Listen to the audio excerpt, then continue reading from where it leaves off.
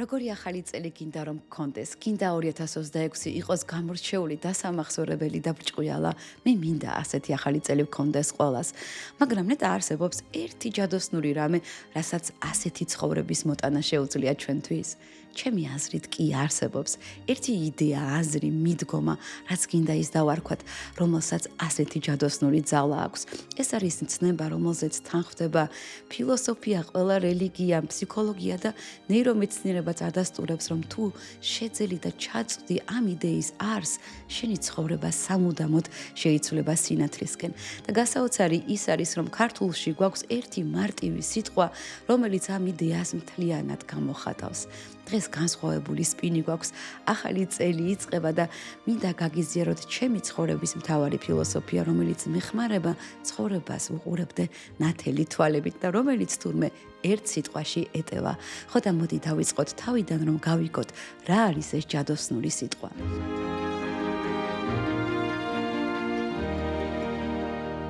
გასულ წელს მე გიყვებოდით ბევრ საინტერესო ამბებს, ადამიანის ტვინზე, ფსიქიკაზე, როგორ მივახციოთ მიზნებს, როგორ ავაშენოთ კარგი ურთიერთობები, მაგრამ რისთვის ვსაუბრობდით ამ ყველაფერზე? და რისთვის მისმენდით თუ მისმენდით? ჩვენ ყველას გვინდა მივაგნოთ ისეთ ცოდნას, რომელიც დაგვეხმარება შევქმნათ ჩვენი სანატრელი ცხოვრება.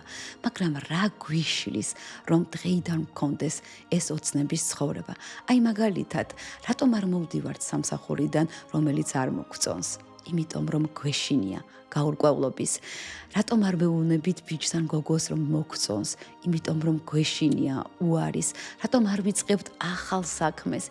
იმიტომ რომ გვეშინია წარუმატებლობის. რატომ არ ვუზიარებთ საყვარელ ადამიანს ჩვენს ბნელ მხარეებზე?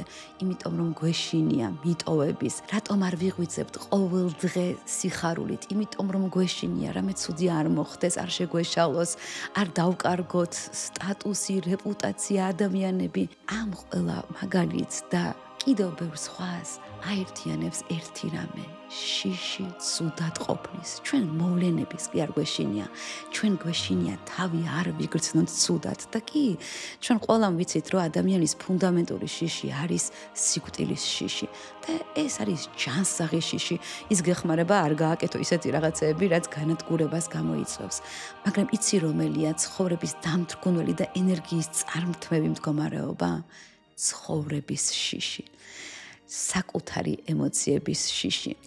დღევანდელ ჩვენს სამყაროში იმის გამო რომ სამსახურს დავკარგავთ, ან შეგვრცხვება, ან შეგვეშლება, ამის გამო ჩვენ სიკვდილი არ გვემუქრება, მაგრამ მაინც გამუდმებით ცხოვრობთ შიში. და შიში რა არის? ეს არ არის უბრალოდ ემოცია, ეს არის ტვინის პროგნოზი მომავალზე, რაღაც ცუდი მოხდება. და როცა რაღაცა გინდა გააკეთო, ცვლილება გინდა, თუ შიში შემოდის, ეს პირდაპირ სიგნალია, გაჩერდი, არ გააკეთო. და როცა ახალი საქმის დაწყება გინდა და არ იწყებ ეს, ხშირად სიზარმაცე და უნებისყოფობა კი არ არის, ეს არის წარუმატებლობის შიში. როცა გინდა იპოვოს სიყვარული და ვერ პოულობ, ეს უიღბლობა კი არ არის, ახალი გულისტკენის შიშია. როცა გონია რომ ცხოვრება მოსაწყენია, იმიტომ კი არა რომ ასეთი გახდა ცხოვრება, ეს არის თავგადასავლების შიში. ჩვენი ტვინის ფუნქცია არ არის ჩვენი ბედნიერება და ნეტარება. მისი მთავარი ამოცანაა გადარჩენა და ამიტომაც მას ხშირად ურჩევნია ნაცნობ დისკომფორტში დარჩენა, ვიდრე მოცემა ენერგიის, რომ რაღაც ახალი ცადო. ტვინი ამბობს, კარგად ვართ, აქ ცოცხლები ვართ, რა გვინდა რაღაც ახალი. რა იცი რა იქნება და კი, ნამდვილად არ ვიცით რა იქნება, მაგრამ ზუსტად ეს არის, რაც ყველაზე მეტად არ გვიყვარს, გაურკვევლობა. ამიტომ ვიგონებთ უამრავ რამეს, რომ ამ გაურკვევლობას გავექცეთ. მაგალითად ილუზიას, რომ ჩვენი ცხოვრება ჩვენს კონტროლს ქვეშ არის. თუ ყველაფერს სწორად გავაკეთებთ, თუ სწორ მიზნებს დავისახავთ, თუ ვივლით ამ გზაზე, მაშინ ჩვენ შევძლებთ გავექცეთ ცუდად ყოფნას. და მე ამიტომ ვიწყებთ ყველაფრის კონტროლს, ვაკონტროლებთ ადამიანებს, გარემოს, საკუთარ ქცევებს, საკუთარ სიტყვებს და იმასაც კი, რას უნდა გვრძნობდეთ და რას არა. კონტროლს არ შეუძლია ბედნიერების მოტანა. მისი დანიშნულება შეამციროს ცუდად ყოფნა, რადგან კონტროლი არის შიშთან გამკლავების მექანიზმი და შიში ცხოვრება ნიშნავს გადარჩენის რეჟიმში ყოფნას და ცხოვრებით ტკბობა და გადარჩენის რეჟიმი ეს ორი ურთიერთგამომრიცხავი მდგომარეობაა. მდგომარეობებია. თანაც ის, რომ ჩვენ შეგვიძლია ჩვენი ცხოვრების სრულფასოვანი კონტროლი, ეს ხომ ილუზიაა. რამდენიც არ უნდა დაგეგმო, იშფოთო, იღელვო, მაინც მოხდება ცუდი რაღაცები, მაინც შეგეშლება, ვიღაცა უარს იტყვის შენზე, გაკიცხავს, არ მოეწონები, უსამართლოდ მოგექცევიან, დაკარგავს საყვარელ ადამიანებს, სიკვდილის ნახვაც მოგიწევს, უბედური შემთხვევებიც მოხდება, გაარტკენენ, გიღალატებენ, მაგრამ ზუსტად ასევე გვერდში დაგიდგებიან, ეყვარებით, მოგეფერებიან, გამარჯვებებიც გექნება, მოულოდნელი სიხარულებიც იხარებ, იამაყებ. ასეთია ცხოვრება, სავსეა ცუდით და კარგით. კი, ეს ჩვენ ყველამ ვიცით, რომ ასეთია ცხოვრება, მაგრამ ჩვენ გვინდა გადავქაჩოთ მხოლოდ კარგისკენ და ზუსტად ეს ჩვენი დიდი სურვილი გავექცეთ ცუდად ყოფნას, მერე იწვევს იმას, რომ ჩვენ ცხოვრებით ვეღარ ვტკბებით. ნივთიერებებზე დამოკიდებულება, სოციალურ ქსელებში შემალვა, გადამეტებული მუშაობა, ჭამა, ან ისევე როგორც გაჩერება, ცხოვრებაზე უარის თქმა, ახალი რაღაცების გამბედაობის არ ქონა. ეს ყველაფერი შედეგი ამ ჩვენი შიშის. არ ვიგრძნოთ ცუდი ემოციები. და პარადოქსი ის არის, რომ რაც უფრო მეტად გაურბივართ ნეგატიურ ემოციებს, მით უფრო მეტად გაურბივართ კარგსაც. ეს მაგალითი მიყვარს ძალიან. ცუდი მუსიკა რომ დაიწყოს, მაგალითად რადიოში. საშინელი, რომელიც გაღიზიანებს, ხმას ჩაუწევ, ხო?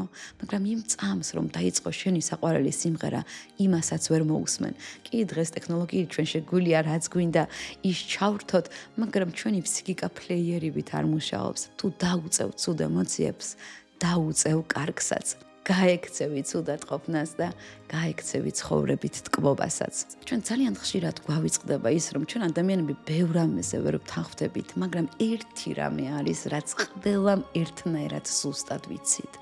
ეს არის ის, რომ სიცოცხლის ეს ფორმა ადრე თუ გვიან აუცილებლად მთავრდება და სანამდე გვაქვს ეს სიცოცხლე სავსე ცუდით და კარგით უნდა ვიცხოვროთ, კი არ უნდა გავიქცეთ და დავიმალოთ და ნაჭუჭი კი არ უნდა ჩავიკეტოთ, უნდა ვიცხოვროთ სავსე ცხოვრებით. მაგრამ საქმე იმაშია, რომ ეს კი ყველამ ვიცით, თუმცა არ ყოფნის ხოლმე ენერგია. რამდენიც არ უნდა ვისწავლოთ, გვიდგება მომენტები, როცა გვიჭირს. მეც მაქვს ხოლმე მომენტები, როდესაც არ ვგრძნობ თავს კარგად. ის, რასაც გიყვებით სპინის ვიდეოებში, კი ძალიან მეხმარება ცხოვრებაში, მაგრამ დგება მომენტები, როცა ვერ ვუმკლავდები ჩემივე ნეგატიურ ემოციებს და იცი რა მშველის იმავე წამს, როგორც კი გამახსენდება, ეს ჯადოსნური სიტყვა. ეს არის უმარტივესი სიტყვა, მაგრამ ურთულესი გახადო შენი ცხოვრების მთავარ სიტყვად. რაც კი რამე ფსიქოლოგიური მიდგომა ტექნიკა ვიცი, არაფერს ისეთი ძალა არ აქვს, როგორც ამ ერთ სიტყვას. ამ სიტყვაზე ჩვენ 2026-ში ბევრს ვისაუბრებთ, რატომ აქვს მას ამხელა გავლენა ჩვენს ბედნიერებაზე და როგორ გავხადოთ ის ჩვენი ცხოვრების ნაწილი.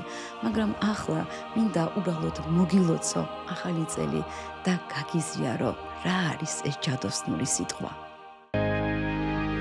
Lights will guide you home and ignite your bones, and I will try to fix you.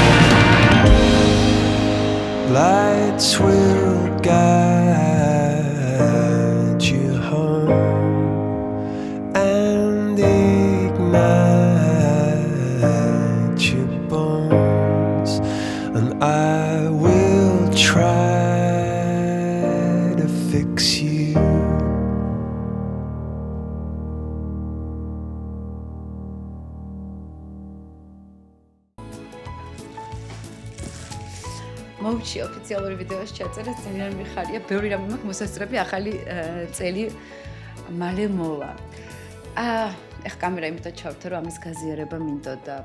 როცა ამ დაეზე დავიწყე მუშაობა, გზად შემეშინდა, რომ ჩემი გამომწერებისთვის ეს მეტად ფილოსოფიურია, ვერ გაიგებენ, თუმცა იმდენად მინდოდა ახალ წელს ნამდვილი გულწრფელობით შევხვედროდი სპინის გამომწერებთან ერთად, რომ ამაზე დიდი ფილოსოფია ჩემთვის ცხოვრებაში არ არსებობს და მინდოდა სუსტად ამ დროს გამეზიარებინა ეს დაე. თანაც ამ კეთების პროცესში, როცა ჩემს შვილებს ვაჩვენე, სიმართლე გითხრათ, დიდი აღფრთოვანება არ დაეთყოთ და იმედ მივხვდი, რომ ბევრისთვის დაე თუ კარგად არ აუხსენი რა არის, შეიძლება იყოს რაღაცა ცხოვრებაზე უარის თქმა, დანებება, დინებას აყოლა, არადა პირიქით თუ ცხოვრებას დაესეუნები, გითავისუფლდება უამრავი სასიცოცხლო ენერგია, აკეთო ის რაღაცები, რაც შენ გინდა, იმიტომ რომ შიშისგან თავისუფლდები, აი ამ სიცოცხლის შიშისგან, შენივე ცუდი ემოციების შიშისგან. ეს რეალურად დაე არის ეს საკუთარი თავის რწმენა, რომ კი, მე გავუძლებ, გავივლი და გავივლი სინათლით და არა სიბნელით. თორე გაძლების ბევრი ფორმა არსებობს და როცა ეს საკუთარი თავის რწმენა მოგდის, რომ კი რაც არ უნდა მოხდეს, მაინც შევხედავ ცხოვრებას სინათლით, მე ბევრი ენერგია გაქვს, აკეთო რაც გინდა ის და თან დატკბე ამ ცხოვრებით. მესმის რომ დაე არ არის მარტივი რომ გახადოს შენი ცხოვრების მთავარ სიტყვად. მაგრამ იმდენად ჯადოსნური ძალა, იცი რაზე აქვს? დაეთი, როცა ცხოვრობ, ის კი არ ხდება, რომ სატკენი არ გტკივა, ან საწყენი არ გწყინს. ყველა ემოცია ისე, მაგრამ რასაც თავიდან ირგდებ, არის ტანჯვას და სიმწარეს, სიბნელეს. რატომ იცი, ტკივილი ძალიან ცუდი და ნეგატიური ემოციაა, მაგრამ ტკივილი კი არ გვტანჯავს. გვტანჯავს ეს გაუსაძლისი სურვილი მალე დამთავრდეს ეს ტკივილი. მიტოვება ადამიანის დაკარგვა კი არ გვტანჯავს. არის ძალიან სევდიანი, ასევე მტკივნეული, მაგრამ ტანჯვას იწვევს ეს გაუსაძლისი ასევე შეკითხვა. მე რა უნდა მექნა სხვანაირად? მე რა გავაკეთე არასწორად, მე რატო დამემართა?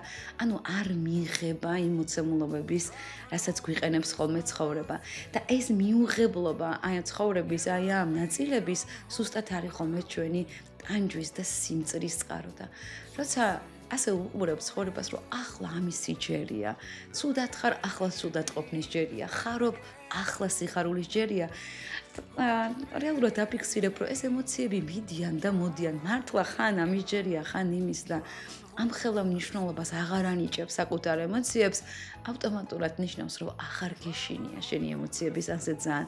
შესაბამისად, მე უფრო ტკბები ცხოვრებით. ამაზე ამდენს იმიტომ საუბრობ, რომ მეც ძალიან მიჭირდა ცუდად ყოფნაში დარჩენა და გაძლება და მე მივხვდი, რომ ცხოვრებისგან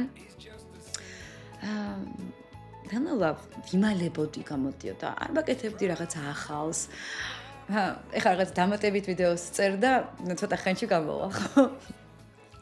ხო და არ ვაკეთებდი არაფერ ახალს და სუსტად აი ამ ფილოსოფიის გააზრებამ, რომ იყოს ცხოვრება, როგორიც არის, მომცა ძალიან დიდი სასიცოცხლო ენერგია და ესე ძალიან ბევრი შემილია ვლაპარაკო და აუცილებლად 2026-ში მოგიყვები, როგორ შეიძლება რა სავარჯიშოებით, ტექნიკებით უფრო მეტად შემოვიდეს აი ეს მიმღებლობა ცხოვრების ჩვენ ცხოვრებაში.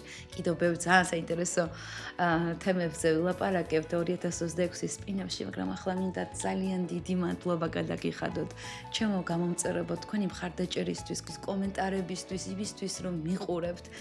მართლა თქვენი ენერგიით არ მაკლდება мотивация ახალ თემებზე ვიმუშაო და მინდა გისურვოთ მართლაც დაუვიწყარი წელი ნათელი ცხოვრებით ახსავსე წელი და ეგ ისეთი 2026 როგორიც თქვენ გინდათ ახალ წელს გილოცავთ ჩემო გამომწერებო შემდეგ სპინამდე